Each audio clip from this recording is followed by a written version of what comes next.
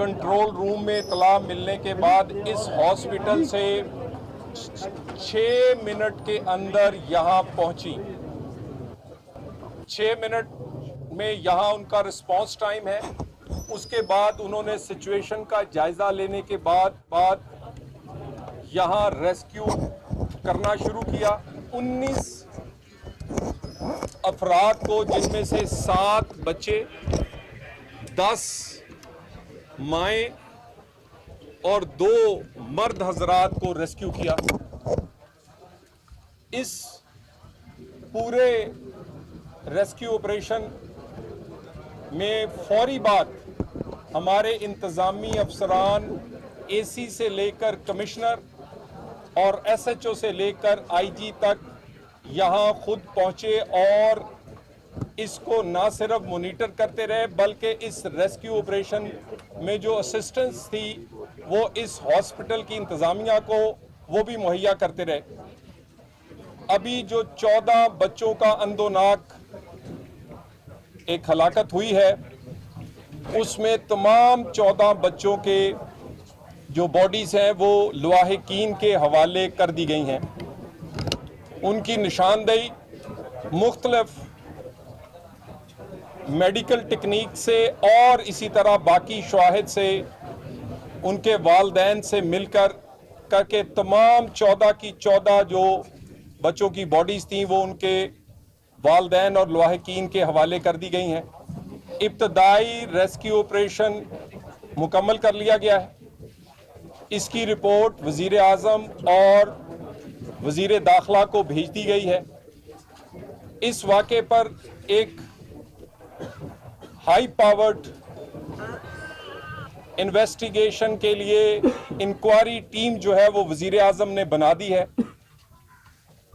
इस rescue operation के फौरन बाद तमाम शवाहिद जिनसे के आने वाले वक्त में वो इंक्वायरी टीम इंक्वायरी करके नतीजे पे पहुंचेगी और जज़ा और सज़ा का अमल शुरू होगा, और उसके साथ साथ मुस्तकबिल में ऐसे वाक़यात से बचने के लिए जो प्लान में तब्दीलियां हैं वो करने के लिए इस तमाम शवाहिद वो सीसीटीवी फुटेज से लेकर वहाँ जलने वाले इक्विपमेंट और उसके इर्द गिर्द जितने शवाहिद थे, जिसमें बहुत सारे क्वेश्चन जो हैं कि इमरजेंसी के दरवाजे क्यों बंद थे, कितने डॉक्टर्स उस वक़्त मौजूद थे, कितनी नर्सेज, कितने डॉक्टर्स ने फौरी तौर पर रिस्पॉन्ड किया और बच्चों और वहाँ को रेस्क्यू किया। इन तमाम सवालात का जवाब वो उसमें आएगा। एक बात मैं बिल्कुल इस बात को की तस्दीक भी करना चाहता हूं और साथ ये दुरुस्तगी भी करना चाहता हूं कि यहाँ पर फायर ब्रिगेड और बाकी रेस्क्यू टीमें जो हैं वो लेट पहुंची हैं। मैं दोबारा कह दूं, मैं एग्जैक्ट टाइम बता रहा हूं, 6 मिनट बाद हमारी रेस्क्यू टीम्स यहाँ ऑन ग्राउंड मौजूद थी। उसके चंद मिनट बाद एसी और फिर उसके बाद कमिश्नर, आईजी खुद यहाँ मौजूद थे। लेकिन जिन लोगों ने रेस्क्यू किया है, जिसमें फायर ब्रिगेड है, जिसमें हमारी एम्बुलेंसेज हैं, जिसमें बाकी तमाम इंतज़ामिया है, हमें इतला होने के बाद, क्योंकि इतला जो है वो इस हॉस्पिटल से या किसी लवाहिकीन में से या हॉस्पिटल ने करनी थी। कंट्रोल रूम में कॉल पहुंचने के बाद 6 मिनट में यहाँ टीमें पहुंची हैं। बेहतरीन रेस्क्यू ऑपरेशंस जो कि जितने इक्विपमेंट और इंसानी टेक्निक्स और एक्सपीरियंस से की गई हैं, इसी वजह से 19 लोगों को बर वक्त वहाँ से रेस्क्यू किया गया, जिसमें 7 बच्चे भी शामिल हैं।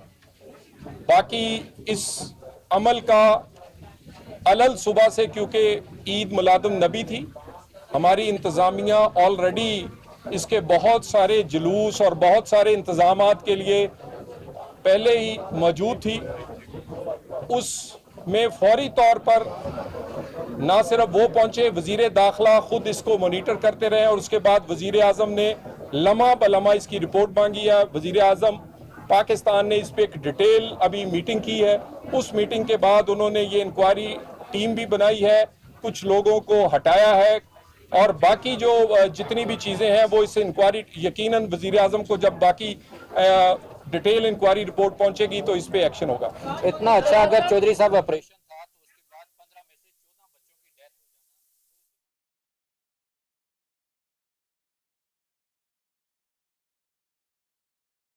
तलाल चौधरी वज़ीर मुमलिकत बराए दाखिला इस वक्त मीडिया से गुफ्तगू कर रहे थे। उन्होंने कहा कि जिस वक्त हादसे की इत्तला फायर ब्रिगेड को मिली 6:55 पर ठीक 6 मिनट बाद फायर ब्रिगेड की गाड़ी यहाँ मौजूद थी अस्पताल में। उन्होंने कहा कि उनकी जानिब से चंद घंटों के जो बच्चे पैदाइश के बाद उस नर्सरी में रखे गए हैं, वहाँ इब्तदाई जो मुझे मालूमात जो मैंने शवाहिद देखे हैं, डॉक्टर भी था वहाँ पर, नर्सेज भी थी। रेस्क्यू का जो हमने एक मिनट के कितने बजे इतला मिली और उसकी तस्दीक मैं कोई इस तरह नहीं कर रहा कि किसी ने कहा है तो मैं कह रहा हूँ, उसकी फुटेज, उसकी जियो फेंसिंग, उनकी लोकेशंस और इंक्लूडिंग सीसीटीवी फुटेज के किस गेट से कितने बजे वहां 1122 या वहां से फायर ब्रिगेड की गाड़ियां या इंतजामी अफसरान आए हैं, एक चीज रखी गई है। इस वाक़े का, अफसोसनाक वाक़े को बिल्कुल कोई अल्फाज नहीं है कि मैं उसे अदा करूं, मगर रेस्क्यू ऑपरेशन में जो इंतजामी तौर पर कोई कोताही फिलहाल नहीं लगती। हाँ, अस्पताल में क्या इंतजाम है, उसके गेट क्यों बंद हैं, कौन सा खुला है, कहाँ ऑक्सीजन सिलेंडर है, कहाँ डॉक्टर्स को होना चाहिए, उसका जवाब तो यकीनन हॉस्पिटल देगा और उसके बाद उसको ये जो इंक्वायरी कमेटी है उसको आगे नतीजा।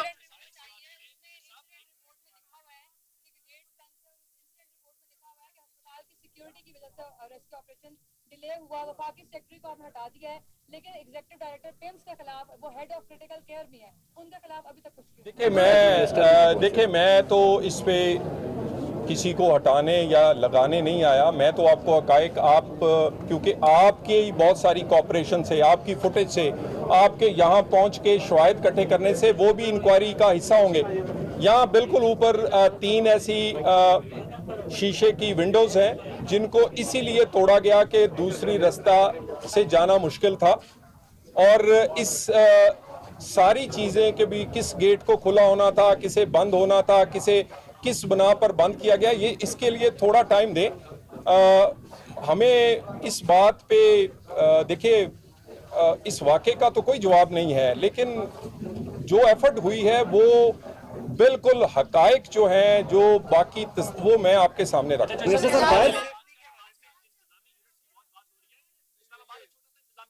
अगर आपसे वो नहीं चल पा रहा, 14 अफराद की जान जाने की जिम्मेदारी हुकूमत नहीं ले रही, तो उन लवाहिकीन की तसल्ली के लिए ऑपोजिशन से इस्तीफा ले लें और गवर्नमेंट इस्तीफा किसी ने नहीं देना। गुजारिश ये है, इस्लामाबाद इंतजामिया ने, देखिए ना, हमने देखने शवाहिद, क्या 6 मिनट में रेस्क्यू के लोग नहीं पहुंचे? 6 मिनट, मैं कोई 60 मिनट की बात नहीं कर रहा। इंतजामी अफसरान निचले ओहदे से लेकर कमिश्नर और आईजी तक खुद मौजूद नहीं रहे। आईजी हालांकि खुद हॉस्पिटल से आए, उनका आंख का कोई प्रोसीजर था। इसके अलावा डीसी, बाकी तमाम, मैं एक आदमी से मिला हूं और हम सुबह से वजीर दाखिला खुद इसे देखिए वाकया हो जाना इस तरह का, इसको जो बाकी एफर्ट्स हैं, मेरा ख्याल है कि हमें इससे जोड़ने की बजाय इसके नताइज जो हैं वो आने का इंतजार करें। काबीना की मीटिंग में आप फायर सेफ्टी के हवाले से इस्लामाबाद की अक्सर बिल्डिंग्स में ये सर्वे भी हुआ है कि उसमें इंतजामात नहीं है। इस तरह की सेंसिटिव बिल्डिंग में आपके ख्याल में फायर सेफ्टी के इक्विपमेंट मुनासिब थे? देखिए, फायर सेफ्टी के लिए जो SOPs है CDA की, जिसमें कंप्लीशन सर्टिफिकेट दिया जाता है, वो जब तक फायर सेफ्टी का इक्विपमेंट ना हो तो उसका सर्टिफिकेट जो है, लास्ट कंप्लीशन सर्टिफिकेट नहीं दिया जाता। हमने ये नया शुरू किया है। इसमें ये बिल्कुल बात ठीक है कि बहुत कम सरकारी और निजी इमारतें ऐसे हैं जिन्होंने ये तमाम SOPs मुकम्मल किए हैं। जिन्होंने नहीं किए उनके पास आज भी कंप्लीशन सर्टिफिकेट नहीं है। हम इसको रोज की बुनियाद पर नोटिसेस, उनका वहाँ मुआयना, उसके बाद जुर्माने, सील करना, और इसमें आपको पता है इस्लामाबाद 1960 से बना है, जो बहुत सारी बिल्डिंग्स ऐसी हैं जो इतनी पुरानी है कि उस वक्त ये कॉन्सेप्ट नहीं थे। हम उनको भी कह रहे हैं कि आप ये सारी चीज़ें लेकर आएँ। ऐसे ही न्यू ब्लू एरिया या जो नई बिल्डिंग्स हैं, इनमें ज़्यादातर ये सारी चीज़ें और इस तरह जो नए प्रोजेक्ट्स हैं उसमें ये ज़्यादातर चीज़ें जो हैं वो ऑलरेडी हैं।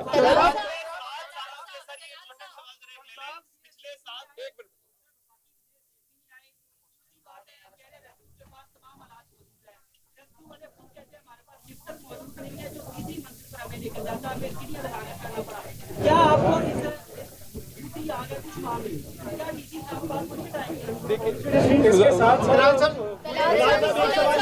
पिछले 7 सालों से पिम्स को नोटिस जारी हो रहा है आपके डिपार्टमेंट एमसीआई की जानिब से कि फायर एंड सेफ्टी सिस्टम ठीक नहीं है। 7 सालों से 2025 में भी आखिरी नोटिस जारी हुआ है, क्या उसमें कोई कार्रवाई की जाती है? देखिए, मैं आपसे कह रहा हूँ कि इस्लामाबाद में सरकारी और निजी जितनी बिल्डिंग्स हैं उसका कंप्लीशन सर्टिफिकेट और उसका ये तमाम एसओपीज पर पूरा करने के लिए आप खुद तस्दीक कर रहे हैं कि सीडीए नोटिस देती रही है। देखिए, अब इस बात का नोटिस के बाद किस किस चीज़ का क्योंकि ये बहुत बड़ा अहाता है, इसमें मल्टीपल बिल्डिंग्स हैं, कितने में वो चीज़ें कंप्लीट की गई, किस में कंप्लीट नहीं थी, इसके लिए हमें आज हम फौरी इसके नताइज नहीं निकाल सकते। इसके लिए इंक्वायरी कमेटी बना दी गई है और वजीर आजम खुद उसका जायजा ले रहे हैं।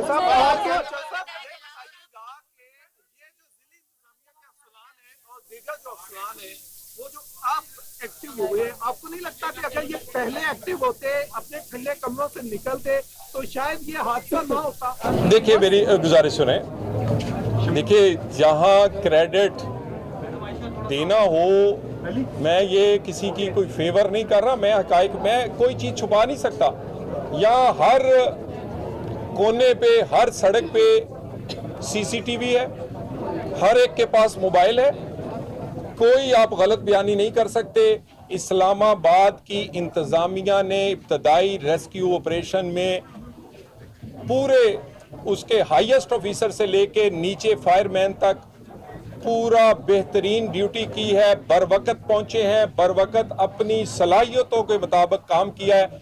मेरा ख्याल है हमें इन चीज़ों को जोड़ना नहीं चाहिए कि एक वाकया हुआ है उसमें बाकी इसमें अगर कोई कमी कुताही होगी तो इंक्वायरी कमेटी देख लेगी।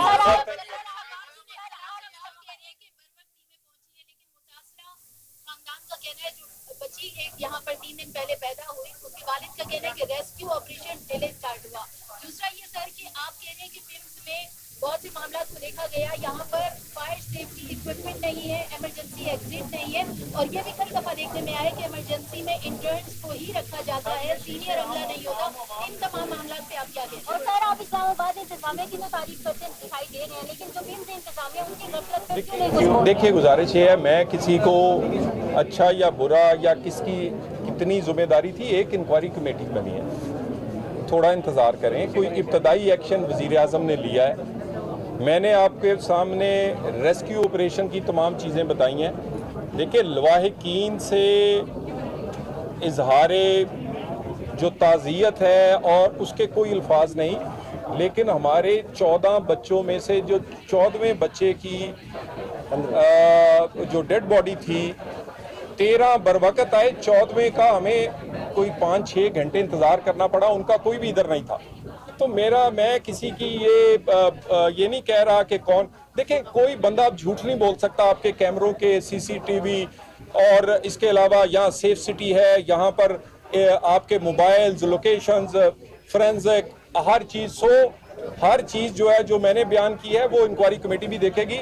हम इसको मिलके अगर कहीं कमी कुताही है उसको ठीक करेंगे। वजीर आज़म ने बड़ा बरहमी का इजहार किया है, एक्शन उन्होंने शुरू कर दिया है और मजीद एक्शन इस इंक्वायरी के बाद होगा। Thank you very much. दाखिला तलाल चौधरी इस वक्त इस अफसोसनाक सानहे के हवाले से मीडिया से गुफ्तगू कर रहे थे। उन्होंने कहा कि वज़ीर आज़म ने एक्शन लेते हुए कमेटी तश्कील दे दी है, वो इस मामले को ख़ुद निगरानी इसकी करेंगे और ताकि ज़िम्मेदारों को कैफ़ियत किरदार तक पहुँचाया जाए। उन्होंने कहा कि फायर ब्रिगेड का अमला आग बुझाने के लिए सिर्फ 6 मिनट में इत्तला मिलते ही पहुँच गया और उनकी जानिब से कोताही सामने नहीं आई है।